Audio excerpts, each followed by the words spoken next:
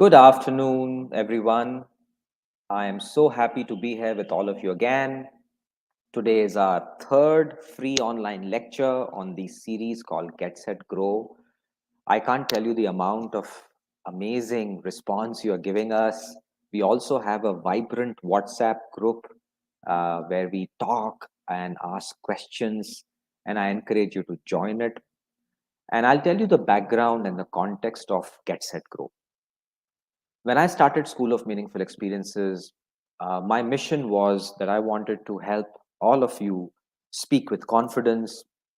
This skill has been there for thousands of years. Somewhere it has kind of fallen down from our education system.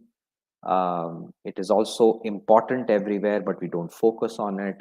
And I know that just like how we all focus on math, science, history, literature, writing, languages, you should focus on communication. It's a global skill, it's a human skill, it's a professional skill. But unfortunately, we brand it as a soft skill, and just the name makes it also prioritize on it very softly. And my mission is to help you all get the right access to this science. And in these lectures, I want to demystify this topic from a theoretical perspective. So these are long lectures.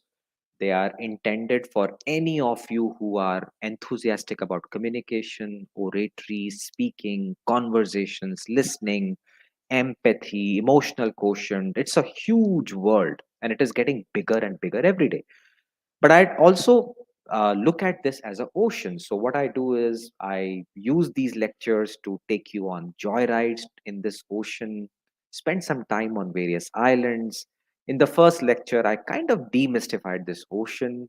In the second lecture, I talked about the fear of speaking.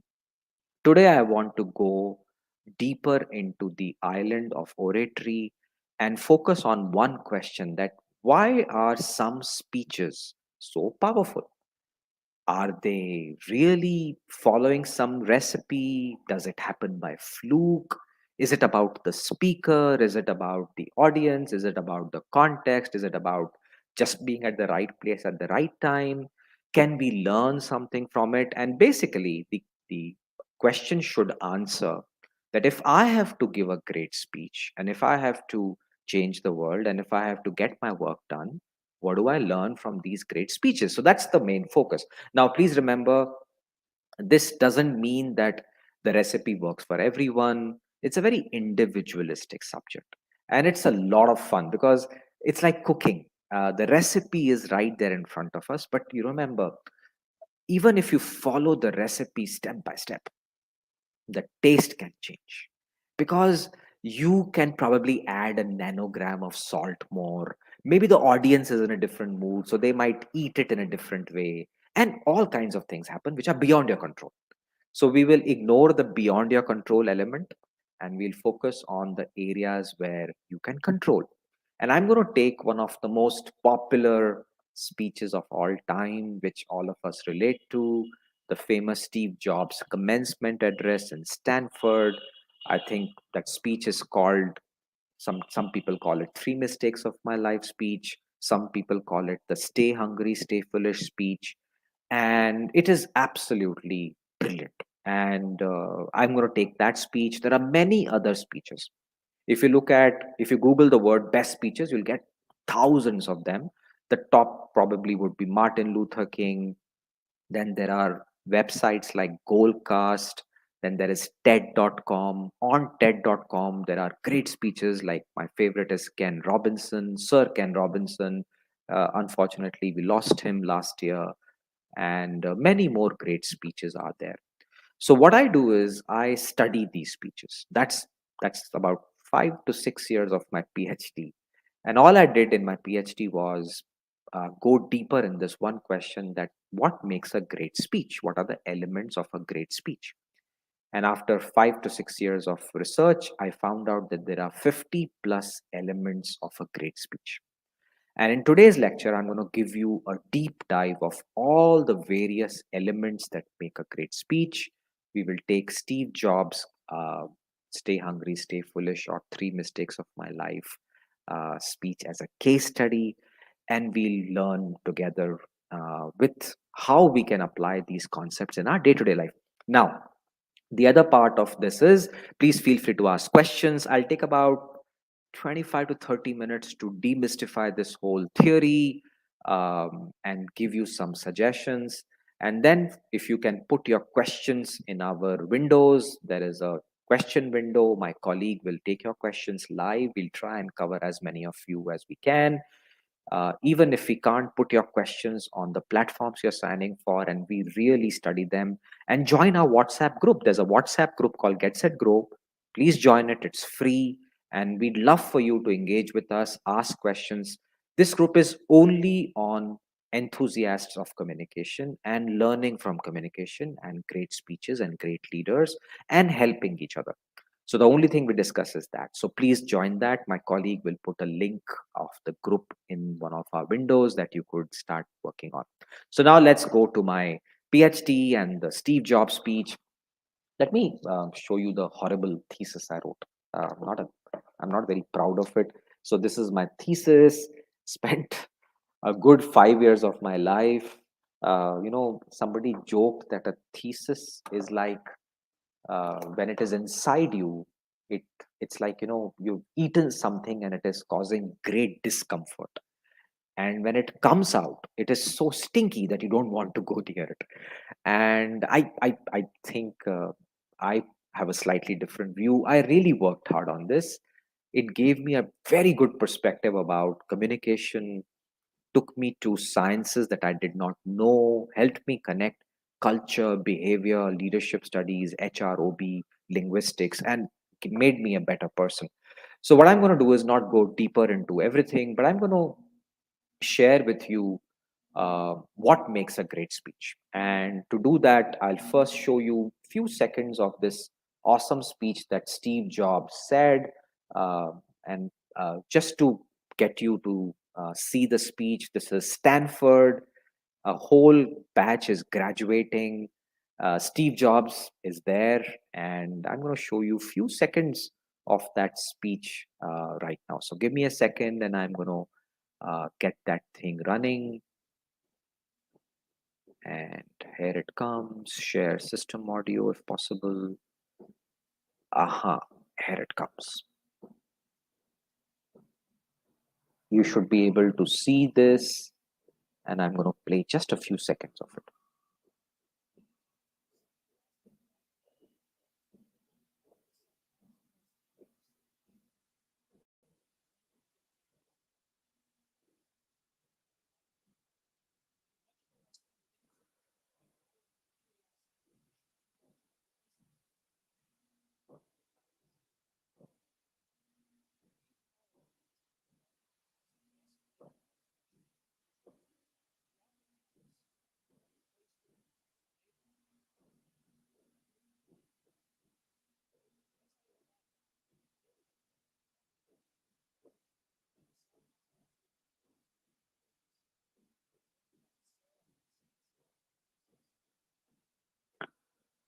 So I'm going to pause here and unshare my screen.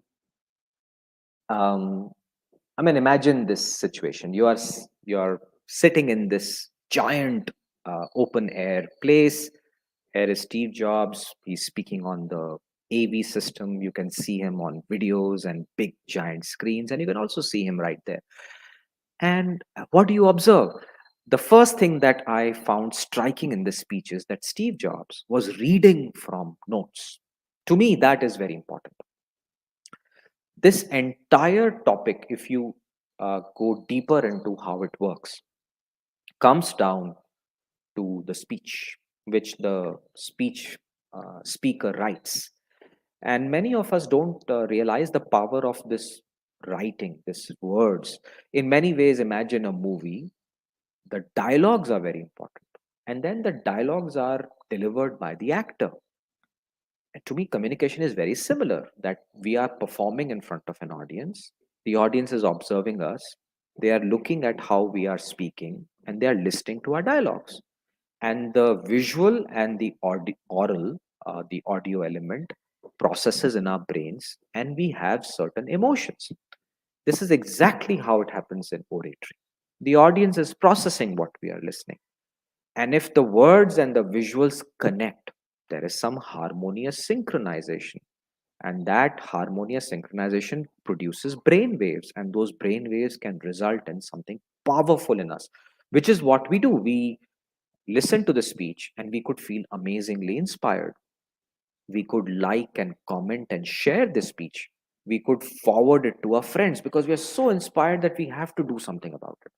This is the way oratory works, that words can change people, and then this speech becomes a very big case study on that. So what I'm going to do is go deeper, and then after a lot of research and applying a lot of techniques, I found out that there are four big areas of what makes a great speech.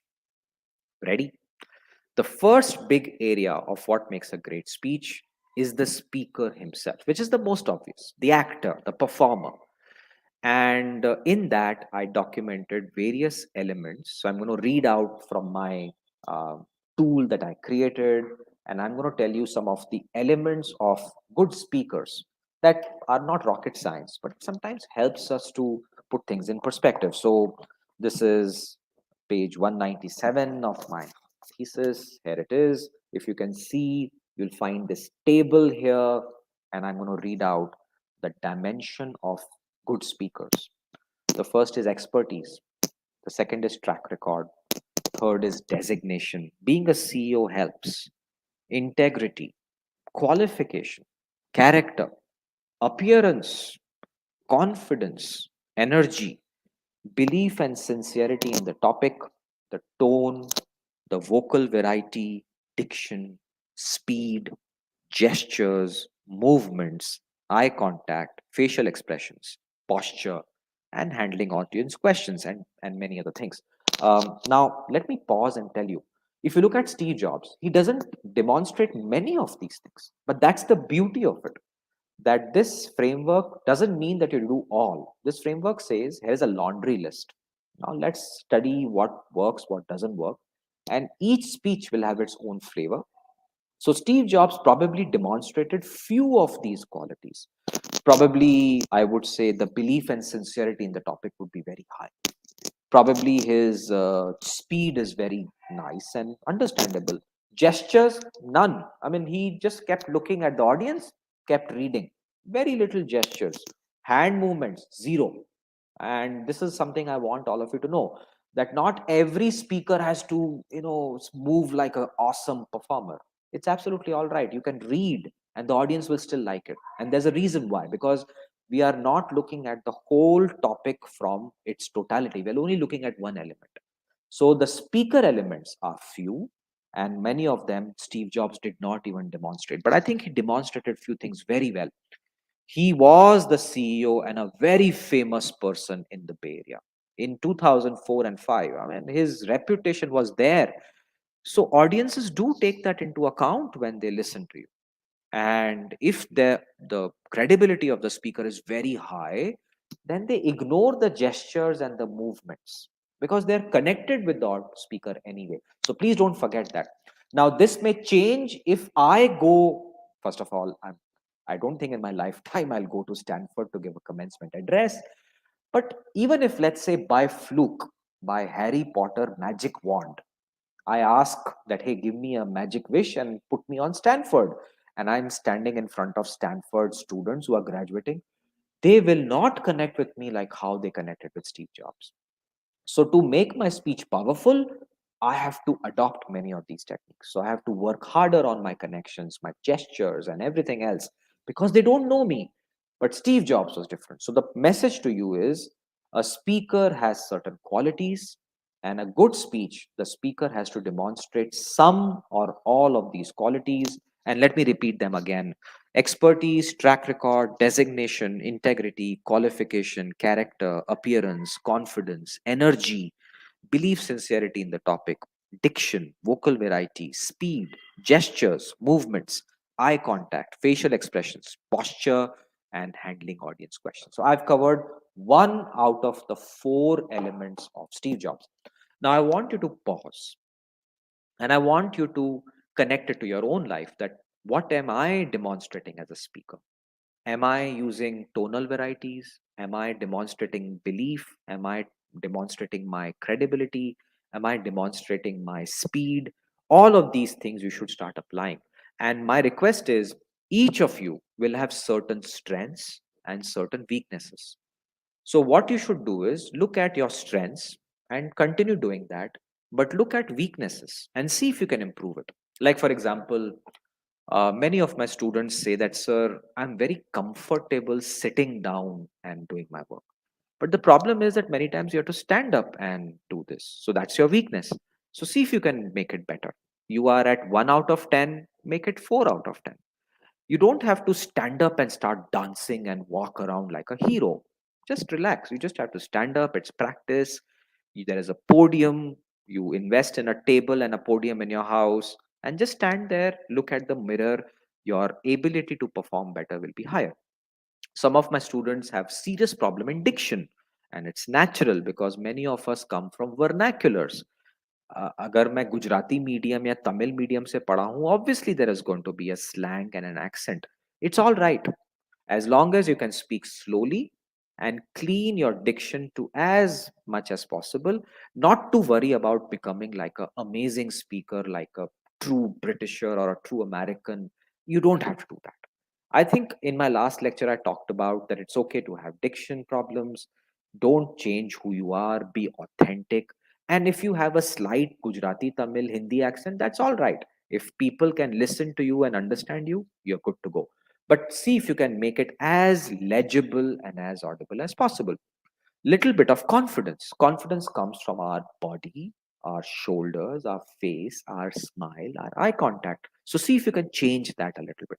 So 1 out of 4 element is the speaker elements. That is just 25% of the whole speech. We still have 75% more to go. So let me go to the second one. The second one, which is a big reason of why speeches do very well, is the message itself. How does the message start? So let me read out the elements of good message in a speech. Data and facts, stories. I mean, if you look at Steve Jobs' entire speech, he actually conveys 3 stories. And the clip I showed you was a story of how he went to a university, how he went to the Hare Krishna temple, how he understood the calligraphy class. So you could see the visual, and that's a story. And storytelling is a very powerful element of great speeches. Uh, oh, I got a comment that you can't hear my audio. Let me try and change that.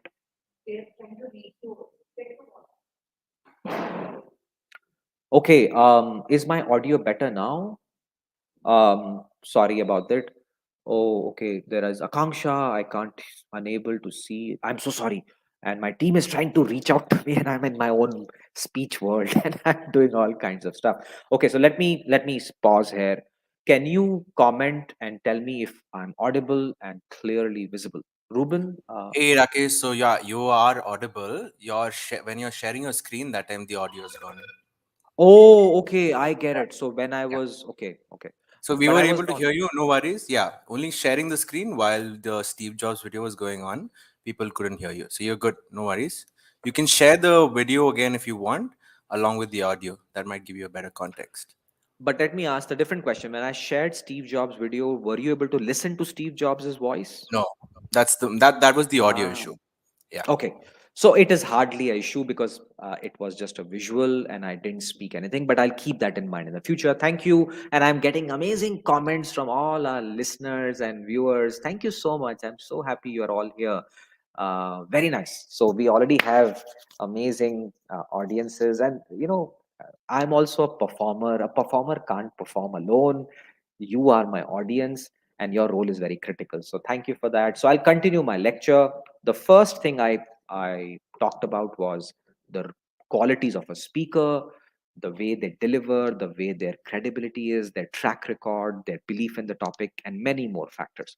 The second thing which I was talking right now when the interruption happened, and actually my wife came and said, there is a complaint.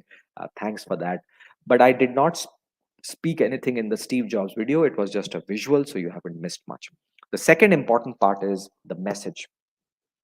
And Steve Jobs does it really well with his stories. So the elements of a good message are data and facts, stories, which can be anecdotes, details, quotations, examples, similes, analogies. Then the third is flow and structure. This is very critical. If one story and the other story and the words are not connected, the flow can get confusing. It's almost like a song, right? A song, the sentences are made to fall in a particular structure. There is a opening, body, conclusion, and we talk about it. So flow and structure is very critical. Then comes visuals. That are you showing something to audience? Steve Jobs did not show anything because the time and the commencement speech, you don't need PPTs. So we sometimes use PPTs. Sometimes we take, we can take our cell phone, we can take some props, we can take anything. Like this is a prop, I'm showing you my PhD thesis, so that's a visual. Stories can also create a visual. You are in Hare Krishna temple, you could see Steve Jobs eating the prasadam, your mouth would start salivating with the prasadam there. Then your mind went to how he said that I was collecting Coke bottles. So Coke would come into your mind, and some visual will come, some memory connected to Coca Cola will come. Then he's talking about calligraphy and sans serif and serif fonts. Your mind will go on the fonts, they will come in front of your eyes. This is a very powerful technique of speakers. It means that the audience's brain is connected to your words. And that's the power of speech writing. And Steve Jobs wrote it, and he would have spent hours writing the speech. One of my wish, if I have a magic wand, is to just observe people writing. Yeah, how do they write? It's such a beautiful process, very painful, but very creative. There are times you're looking at the paper and you're like, "Arey yaar, kuch aa hi nahi raha." But that's normal, that's creative. And then suddenly the fountain bursts. So I would love to see how he wrote the speech, how he cracked it. And I have studied so many speeches, including Barack Obama. There's a movie called The King's Speech, and the entire King's Speech ka jo speech hai, you'll see notes and corrections and typewritten things that he read out, and it's a beautiful movie. So don't forget the power of the message and write it down. One of the most common questions I get in India is, "Sir, should we memorize our speech?" My personal response is no. You can read your speech. Look at Steve Jobs. I mean, nobody had a problem. And I don't see any audience will have a problem if you are reading a speech. But remember, read the speech, but also give eye contact little bit. I think the problem is that when we don't give connections to audiences, and Steve Jobs did that reasonably well. After every paragraph, he was looking up, and that's very important. So that's the whole practice that we have to go. So, second thing, stories, message, data, facts, anecdotes, and visuals. Then there is one more element called clarity of the objective. This I'm going to spend about 30 seconds more. What is clarity of objective? Clarity of objective is telling your audience that I'm going to tell you this. There's a sentence. And Steve Jobs said that I'm going to give you 3 stories of my life. No big deal. That's the clarity of the objective. And every story had message 1, message 2, message 3. You could write it on just like one line. And this is something I request all of you to focus on. That all of us spend time in communication, but we don't have an objective. वो बर बक बक करे जा रहे हैं, presentation चले जा रहा है, बट कुछ ऑब्जेक्टिव तो होना चाहिए. So a good objective has to have some kind of a smartness, which is specificity, measurable, achievable, realistic, and timely. कि मुझे आप 5 मिनट बात करने दो. Let me speak for 5 minutes, and I will convince you why this is an important topic. Now that's an objective. So you must say that in the beginning of your presentation and the middle and the end. So anyway, these are nitty gritties, but Steve Jobs did that very well. In fact, if you look at all the speeches, there is some kind of an objective. Some of the objectives are direct, some of them are indirect. Martin Luther King's had a very indirect objective. He basically was trying to say that let's stop fighting, let's come together. It's a very indirect objective. And if you look at some entrepreneur who wants to take money, I need $5 million for 30% equity, that's a direct objective. But there has to be a clear objective in your speech. So let me summarize the second element, good message. Data and facts, stories, which is anecdotes, similes, analogies, quotes, examples, very powerful technique and highly underutilized in the education system, in the scientific system, in the corporate world. In fact, मेरे को कई लोग पूछते हैं कि sir अगर story करूंगा तो मेरे को डांट पड़ेगी. And I'm like, who said this to you? I mean, Steve Jobs story सुनाता है यार. So उसको तो कभी डांट पड़ती नहीं है. So the reason is that I think maybe it happens that when we have used stories in the corporate world, it is too long. That's why we get the feedback story mat suno. What we should do is tell a story in a very short, finite time. And that's a critical skill of good speakers that they speak within the time. अगर आप लोग 25 minute का time है और 40 minute story सुनाओगे obviously लोग bore हो जाएंगे so my request is according to the science good messages should have stories and here is a proof so that's the second big part. Now let's go to the third part that I've conveyed that there are four big chunks of great speeches. The first is speaker qualities, the second is message qualities.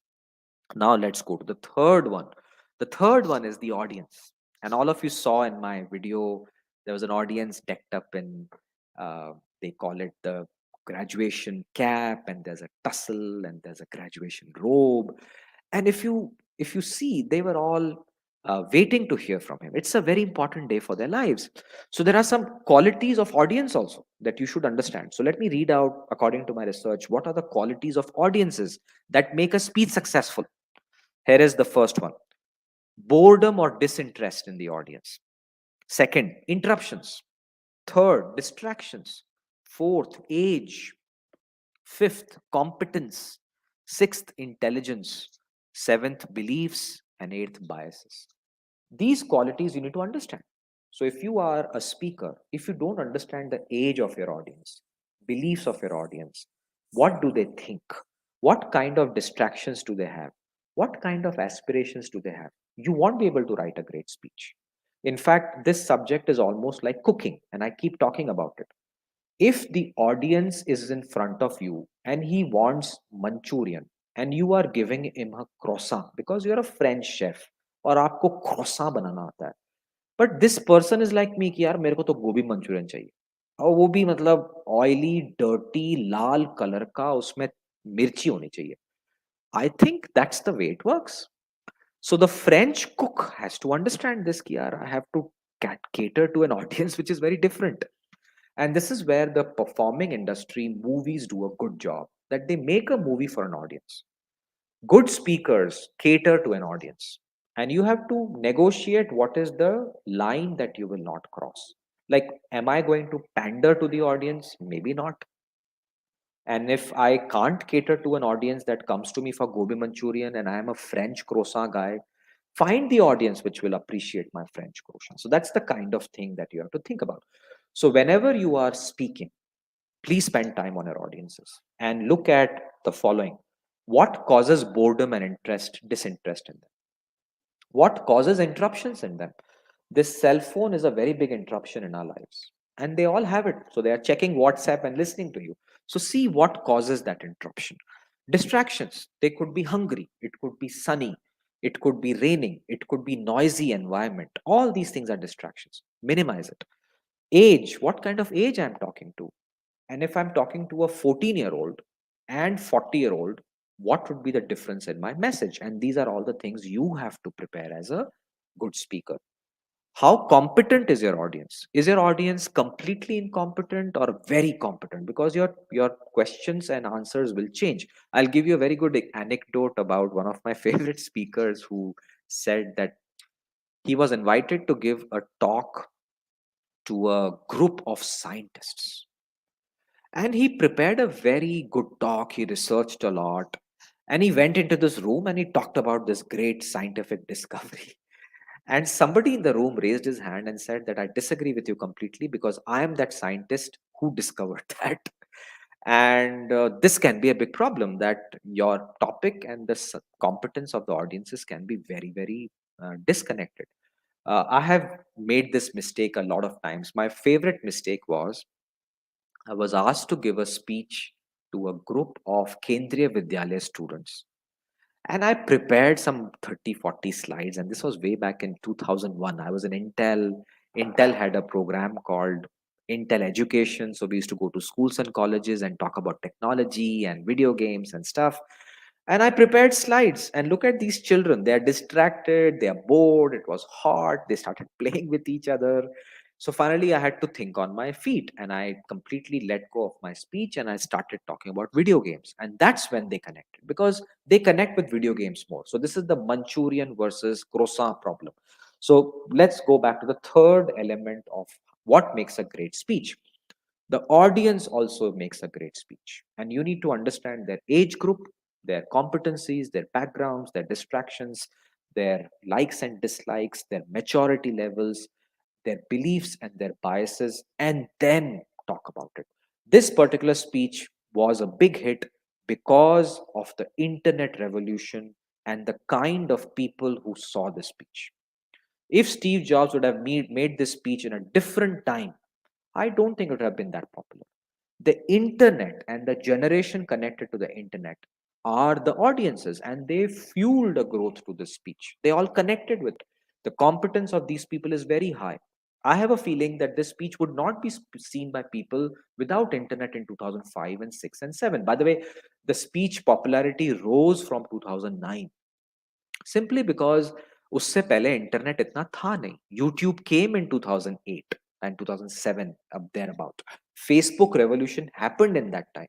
So all of that added to the popularity of the speech. So, and it is audience. So please remember that you may have a great speech, but if you don't have a relevant audience, the speech is useless. So the audience is very important.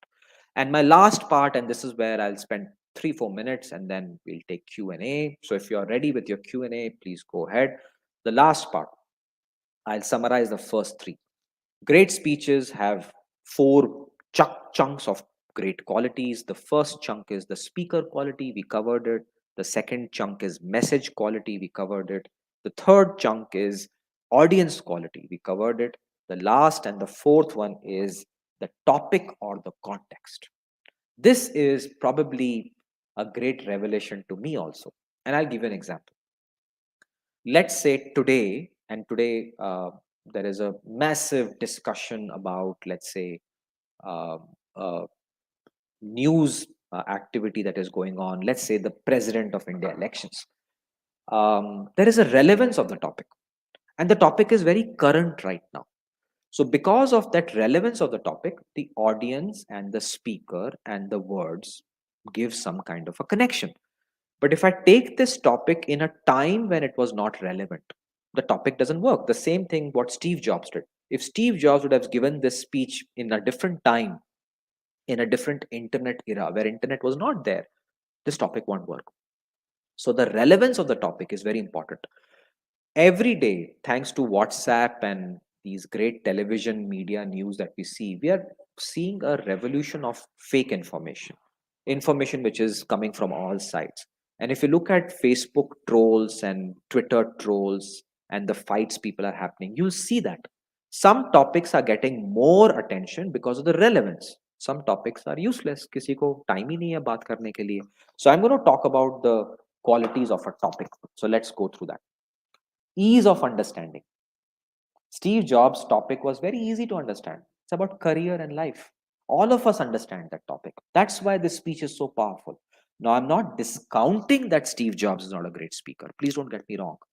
We have covered Steve Jobs' great qualities earlier. But the topic also was very relevant. All of us, the number one thing we all want to talk about is ourselves. And he gave that very nicely. So the topic was ease of understanding was very high.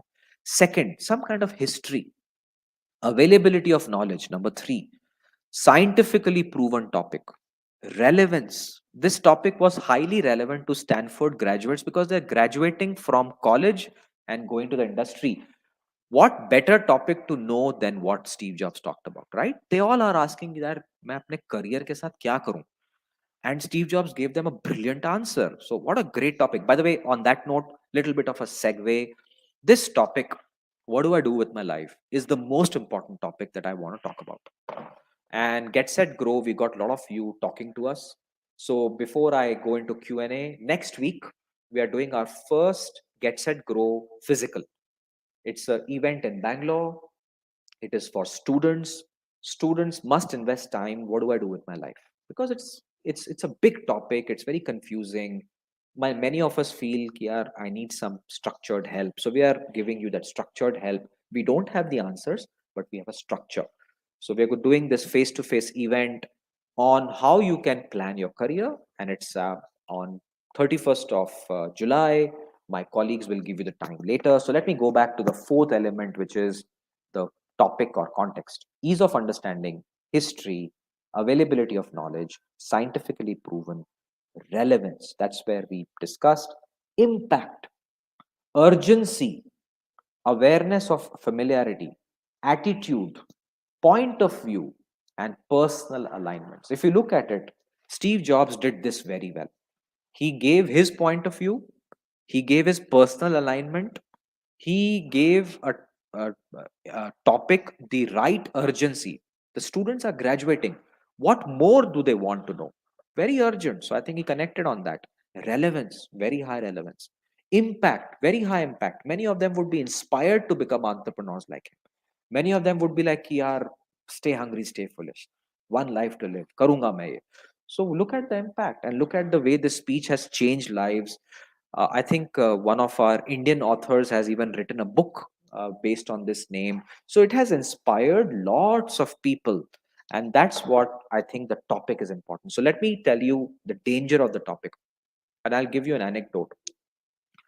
When I was the head of alumni of IIM Bangalore, and I also work a lot with my undergraduate college alumni association, I see a difference in the topics being discussed depending on the age. And this is again connected to the Maslow's theory of hierarchy. Ki when I'm at a certain age, I need certain topics to discuss. So there is a generation gap in audiences. When you're at a very senior stage where you have done everything in life, you want to talk about topics that you connect with. For example, I would want to connect to a topic, and I'm just making it up. I want to talk about purpose of life. And at 55, 60, I have time to discuss purpose on life. But at 20, you don't have time to discuss that. So if you take a topic called purpose of life, connect it to a very deep spiritual meaning to a 16-year-old to 20-year-old, that topic is irrelevant to them because at that level, that person wants ki, sir, how do I become a billionaire? That's the relevance. That's the urgency at 20. Because according to Maslow's hierarchy, when you are younger, you need basic things first. And basic things are career, money, house, car, security, and all these things. Your spiritual enlightenment doesn't help me there. Now, that's wrong. I know I make a sentence which is not scientifically proven, but I'm just giving you a context. Many times, many of us speakers tend to take topics that we think is good but don't match with the audience or don't have the right time to discuss with the audience. So this is where the topic or the context of the topic is very important. So let me summarize my entire talk. Steve Jobs' speech is a great case study where it does four big qualities all come together to make it a great speech. First of all, Steve Jobs himself, the speaker. We talked about it. The second is the message, the stories, and the flow, and how simple it was to understand. The third is the audience. They were ready for this topic. They are the internet generation. They are the entrepreneurs who want to become like Steve Jobs. So that happened very well. And the last is the topic.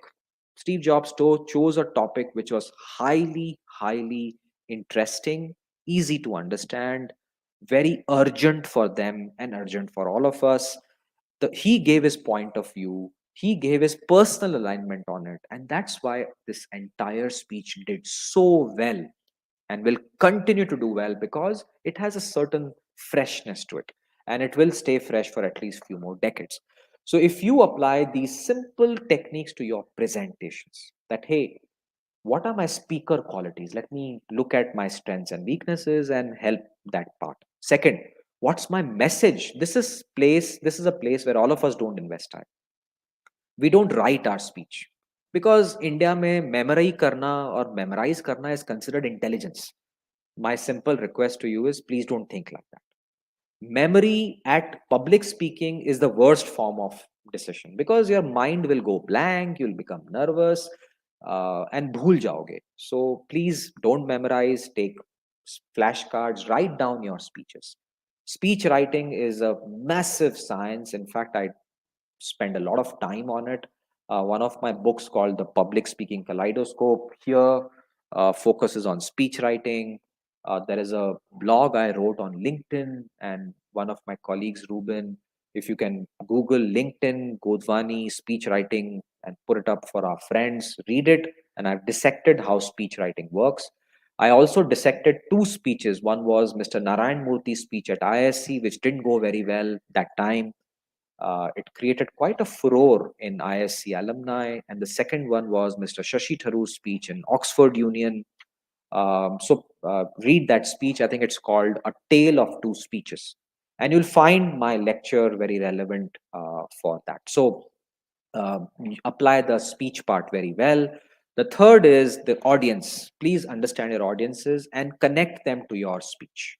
If they are if their beliefs and biases are connected to your topic and your style, they'll enjoy it more.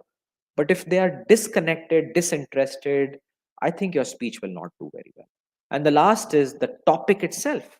The topic has to be relevant, urgent, contextual, fresh, and many more other parameters that you need to start worrying about so that your own entire speech works better.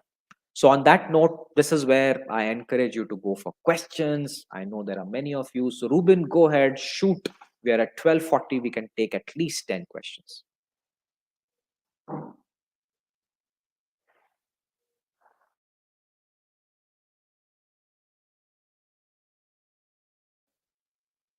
Okay, our first question is from one of our great loyal followers, Mr. Siddesh. He comes for all our meetings. I remember his name, and he also comments on our LinkedIn post. Siddesh ji, thank you very much for being such a good, loyal follower of our work, and please continue to come. Question from you. It is difficult for me to remember the points and narrative of the speech. How can I deal with it? So, Siddesh ji, first of all, write it down. This is very critical. There's a science of speech writing, and we talk about it at School of Meaningful Experiences. We spend a lot of time making our learners write down. उससे क्या होता है? Our brain becomes a lot more clear. All the confusions reduce. I'm not saying go away, they reduce. So we make them write a speech, then we give them feedback on the speech, and we help them make the sentence better. We help them with the flow, और उससे थोड़ा सा काफी काफी चीजें निकल जाती हैं. So step number one, write down. Don't speak without writing down. And step number two, read. Just go with a paper and read your speech. You will get a lot of confidence. Now, don't try and impress people. I think many of us try to impress people with our memory or thoda sa showmanship. I don't believe in that. Do it only when you have the capability. I mean, it's to give you an example. I must tell you there is this certain actor who's right now going viral because of certain photographs. I will not tell his name, but it starts with R. And I don't know क्या हो गया उसको, but ठीक है, कोई बात नहीं. What I wanted to convey was that if someone like me wants to be like him, that's a non-starter. कि यार क्यों करूं मैं वो सब कुछ? Now the world wants him, likes him. That's their problem. I will go and find my audience, which is connects with me. So I don't do those theatrics. I go with my writing skills. By the way, last week I had a great lecture at CDM Sikandrabad, and I wrote down the entire lecture. And I hope I share that with you someday, which I'll do. It's a fascinating story about how Ronald Ross discovered the connection with the malarial mosquito. And I spent about 30 days preparing, writing, rewriting, and practicing that speech. And after finishing the speech, I felt good, but I felt I could do better. So the second step is practice. And the third step is do it again and again. And this is the 10,000 hour rule. And I hope I've answered your question. All right. The other thing, Siddesh, you can do is once your speech is ready, you can take bullet points, and that will help you memorize the structure. And but keep your notes with you. I always keep my notes all the time with me. I'm carrying this with me, right? I'm reading out. It's absolutely okay to do all of that. Okay, next question. Rakesh Kumarji. When I start speaking in English, then my pitch and tone are gradually higher. I don't know how to control and be confident. Very good question. So, Rakesh Kumarji, it could be two issues. One is that when you are speaking, that higher tone and pitch can be a result of your fear of being judged and fear of speaking. So kabhi kabhar, and this is very common, and I'll give you an example. um, I don't know if you're from the generation that I am and my father is. हमारे घर पे वो phone होते थे which were big ebony made phones, right? I mean, massive materials, and they were connected to the wire and big heavy receiver. If you hit with someone, mar jayega, that category of a phone. Now, this is something I have witnessed in my parents' generation and their senior generation. Phone आता है तो वो जोर से बोलता है hello hello, and I'll tell you why. It comes from the trunk call and the systems that we had. When in the olden days people would talk, the distances are very good, big, right? So one is psychological. Ki yaar, somebody is calling me from, uh, and I can see my uncle from Bhopal has joined. Um, Uncle ji, pranam. Thank you so much for being here. So he's in Bhopal, right? And I'm in Bangalore. So एक तो psychologically when two people from distance are talking, हम लोग चिल्लाना शुरू कर देते हैं, hello can you hear me, and the other person is like, यार I can hear you. And that is scenario number one. Scenario number two is nervousness, that the clock is ticking. There's a money being spent on trunk calls, so let me finish my talk faster. So that's why we increase our pitch and we increase our sound, and it could also be a speed. So Rakesh ji, your answer could be possibly nervousness. If you write down your speech, reduce your words, and practice it, I think you'll be a lot better. And you don't have to write too many speech. In fact, there's a formula. The formula is, if you have been given 1 minute to speak, 120 words. I would even say 100 words. जितना कम बोलो उतना अच्छा है. तो अगर आपके पास 10 minute की speech है, 1000 words, may be 1200. So there is a science for that. भाई इट्स लाइक कुकिंग, राइट? अगर आपको दो लोगों के लिए खाना बनाना है, you can't boil 5 kgs of dal, right? You will boil few hundred grams of rice and dal, which is relevant for those two people. So the same thing happens in speeches, and that's how you can be confident. So I hope I've answered your question. Next question. Sahil Khanji. Professor Godwani, could you expand on tonality? I think the deeper voices tend to have greater impact than high pitched voices. Are there practices to make our voices deeper? Sahil ji, bilkul sahi keh rahe hain aap. I'll give you a classic case study. There is this movie, right? Uh, the King's Speech. The King's Speech is about stammering, but it's also about how leadership audiences behave. The king cannot afford to stammer. The whole problem statement of that speech was, a king has to behave like a king. And that happens through voice. Now, why? Because in 1914, 1915, जब World War शुरू हो रहा था, the king had only one mechanism to speak, which was the radio. और radio पे voice सुनाई देती है, राइट? तो the tonality comes from the radio, कि यार थोड़ा सा भारी आवाज में बोलना, धीरे धीरे बोलना, so that the people listening get a message. And I must tell you, हमारे भारत देश में एक बहुत ही बढ़िया रेडियो जॉकी हुआ करते थे, अमीन सयानी जी. I mean, all of us would wait for. I think it was called Binaka Geetmala or Sibaka Geetmala. That voice, my God, it is such a connecting voice. I mean, you pull the people on radio, but that's the tonality. So each of us have some natural tones, the pitch and the tones, but they can be changed by training. And how do I know this? Our entire vocal traditions of song, Carnatic, Hindustani, the Italian sopranos, if you look at their training, they they go through massive training programs just to open this. In fact, there's a video on YouTube where they have a tenor soprano singing, and his entire vocal box, this pharynx, larynx, and this vocal box is being shown. And how they create that shrill voice and deep voice is a physics problem. And you can train your muscles to change. So I think there's enough science. So Sahil ji, simple, take a poem, उस poetry को आप अच्छे से बोलिए. मतलब that's why we teach poetry recitation. एक कोई भी हिंदी कविता, उर्दू कविता, शायरी, इंग्लिश पोएट पोएम ले लीजिए and speak it. and change your tonality, practice it, and that's how you can become a lot. I think your sing song style will change. I have my own mannerisms, but I have practiced it, and you should do that too.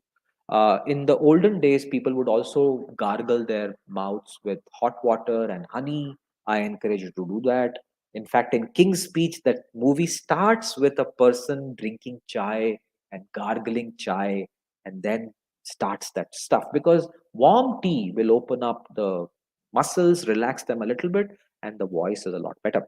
The second data point is that there is a plenty of evidence that deeper voices get more leadership audiences. This horrible entrepreneurship disaster called Theranos, Elizabeth Holmes, I think Sunny Belwani has been put behind jail. Elizabeth is next. And if you watch that entire thing, she went through voice training just to sound a deeper voice. So she went through a training program. Why? Because if she's talking to people, her voice should be deeper. Deeper voice gets more impact. That part we know. But be careful. I mean, by nature, हमारे पास नहीं होगा, so it's okay. जो नहीं है उसके बारे में चिंता मत कीजिए, बट जो है उसको आप अच्छा कर सकते हो. So great question. Let's move to the next one. Aman Bhardwaj ji, how do you control the speed of the speech? At times, it makes me think that I'm boring the audience if I'm not flowing fast. Aman ji, good question, but I must disconnect the two. This feeling that you're boring the audience comes from your own fear.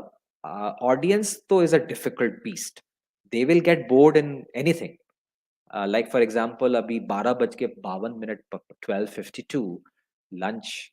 So audience can get disconnected because of that. So your job is to focus on your science. The science is I have to write my dialogue, I have to prepare my dialogue, I have to deliver my dialogue. अब जितना उससे हो सकेगा करेंगे. अब will audience से कि वाह क्या dialogue है is beyond your control. So some audiences will throw tomato at you, some will say ठीक ही था, but some people will say कि I like the dialogue, and that's how you build your credibility. So disconnect the two. My request is speak slowly. Why do I say that? Because we are now witnessing a global audience. Some people can't listen that properly. Audience internet distraction हो सकता है. They might be on WhatsApp and they might have not heard you. So थोड़ा slow बोलोगे तो थोड़ा ज़्यादा सुनाई देगा. And according to me, slow speed is better than speaking fast. Now, unless you're a stand-up comedian or a performer where speaking fast is a style that the audience wants, I think you're okay. So I would say that you could go slow. 120 words a minute is a reasonably good speed. We tend to go to 150 and 180, which is wrong. And we Indians have a problem that we do speak very fast because of a vernacular problem. We have a tendency of speaking very, very fast. So slow down, practice, take poetry, take a piece of paper, read it. And that's the only way you can measure your speed from 180, 150, 120, and come to about 100 to 120. Next question. Meg Rock. How to be more confident speaker in formal as well as informal speak settings. Meg Rock G. I don't know where you're from. I'm assuming from some place, and thank you for joining. So, confidence is confidence, whether it is formal or informal, and there are 4 steps, and we teach that in School of Meaningful Experiences. Step number 1: get your shoulder right. Shoulders convey confidence. If I'm slouched like this, the audience judges me differently. And I'll shift my audio video slightly. If I'm slouched like this, there's a different connotation. But if I expand myself, there's a different connotation. And this is scientifically proven. In fact, many leaders do expand their chests. Chimpanzees and gorillas, when they have to intimidate someone, they expand themselves. It's a sign that don't come near me. And in leadership studies, we do practice it. In fact, when a theater artist is taught to walk like a leader, it's about expanding. And there's a very nice TED talk by Amy Cuddy that talks about expanding as a sign of victory and contracting as a sign of defeat. So, step number 1, Megrock G, to appear confident regardless of formal and informal, get your shoulders right. Not too much, just the right. Step number 2, get your chin right. This chin has to be a little straight, nose has to be slightly upwards. I'm not saying look up, that's snootiness, a little bit in the right way. You can also connect this to a sign of confidence that, let's say you're talking to a person younger to you who's shorter than you, so you could bend properly and do that. So step number 2 is get your chin right. Step number 3, get your tone right. A tone demonstrates confidence. So if you start your conversation, good morning, that doesn't work. But if you start your conversation, hi, good morning, that confidence comes out. So your tone is very important. And the last is face. You know, a smiling face can convey confidence. I don't know why we Indians and Asians have this problem that we have this stone cold face. I call it the Khadoos face. Ki yaar, I have to project myself as a leader because of my face. You can always smile. I mean, I don't know why people don't smile to each other. It's a sign of confidence, it's a sign of respect. But be careful, you don't have to scare people, you don't have to stalk them and make them uncomfortable. So, a basic smile on your face conveys confidence. So, here are the 4 steps. Next question. I love the questions. I wish I could go on forever. Aman Bhardwaj's questions we have taken, Ruben. So can we take someone else's, because I'd like to give chance to someone else. Sorry, Amanji, we'll take your question next time because we've taken it once. Akanksha Modi ji. How do we integrate these aspects and put them together? I mean, it's easy to put the pointers, but sorting as per these aspects is some things I'm confused about. So, Akanksha Modi ji, nothing but practice. See, when we learn mathematics is huge, but then there is a guided way of learning. We'll make you learn tables first. 2 plus 2 is equal to 4. Then we make you do exercise, we give you feedback, and your mind starts to learn. The same thing happens in communication. So we have given you, or at least I have given you, a broad recipe. Pick up something, do it yourself, and try it every day in your life. Don't try and do everything in one day. Like, this is not like the Matrix movie where you connect something in your brain and you say, I now know mathematics, and you discover a new thing and you get the Fields Medal. It's not like that. One step at a time, small, tiny step, that let me just stand up properly and speak 4 sentences without any problem. That's enough. And those 4 sentences can be connected with the audience. You can add a story to it, add a data point to it, speak with a smile, with little bit of tonality. Done. उसके अलावा कुछ करने का ही नहीं है. And don't overwhelm yourself. Take one minor small step. I always say in all my classes that don't try and do everything in 1 minute, but do everything new, and do every new minute you should try doing something new. So these nano experiments add up to our life, and that's what you should do. Excellent. Next question. We are at 12:58. We'll take one or two last questions. This is the last but one question, and then one more. Shravashti ji asks a question. What tips can I give to my students to create a story narrative out of series? Oh, very easy. Shravashti ji, we are going to spend a full lecture on storytelling, but I'll give you a quick answer right now because aapne pucha. A story has 4 elements. Place. If you'll go to Steve Jobs thing, he'll give you the place, that I was in India, or I was in this university, or I was in California. There's a place. The second is a time. Usually it will be a daytime because he would meet someone. You would see that. The third is some character. So usually it's himself. And the last is some details. And that's how these things work. So if you can add these 4 things in your common presentation, आपका काम हो गया. Very good. And we'll spend a full lecture on storytelling. बहुत उसमें मजा आएगा. Storytelling is an amazing science and very easy. कोई उसमें rocket science नहीं है. Last question, and then we will go. And Ruben, if you can collect these questions, there are some amazing questions from Ganesh, Rishikesh, Seema. By the way, Seema is my colleague. Hello, Seema. And then there are so many more. I can see Dr. Pankaj Gupta, academic colleague. Hello. And my uncle is also there. Sundar uncle, very nice to see you. So Ruben, go ahead and store the questions, and let's take one last question and then we close. Modi Madam. I like the name. Modi Madam. I like it. Modi Madam ji. I tend to extend the timings usually. Should we also write the speech considering my audience may have some questions? Absolutely.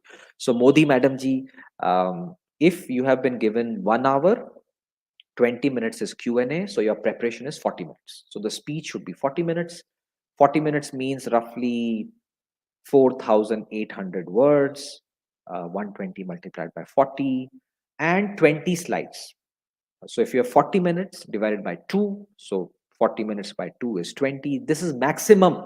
Doesn't mean कि 20 ही बनानी है. ये हमारे भारत देश में वो जब exam लिखवाते हैं ना तो सबको सिखाते हैं कि सारे पन्ने भर देना और एक्स्ट्रा शीट भी ले लेना. ये सब मत करिएगा. I think you should take small focus. I think this subject is like food. जितना ठूसोगे उतनी बदहजमी होगी.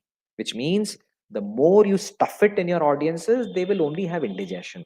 So give them small bites. Make them want more. So 40 minutes of preparation, 20 minutes of Q&A. I always prepare less and I always stick to time. So we are at 101. This is my time management system. At School of Meaningful Experiences, we are very clear about these things. So thank you so much. I had a great time. So let me tell you what we're going to do next. We did the basics of speeches today, 4 big chunks. Next week, we're going to go deeper into speech writing. We will take one speech and go through every word, and I'll give you tips of speech writing. And that's what our next plan is. It will happen sometime in August. My team will put it up. We will now stick to Sunday afternoons, noon for this session. So it will be some Sunday in August. And one request to all of you, join the WhatsApp group. My colleague Ruben will send you that link only for those people who are communication enthusiasts, not for people to discuss anything else beyond communication. So don't come if you are coming for anything else than that. And we are doing a face-to-face event for college students in Kormangla next Sunday. Please sign up, only 25 seats, and we're going to give you a structure to make your career better. I had a great time. Thank you so much for being there. Ruben, thank you for all the support. Stay safe, everyone. Bye bye.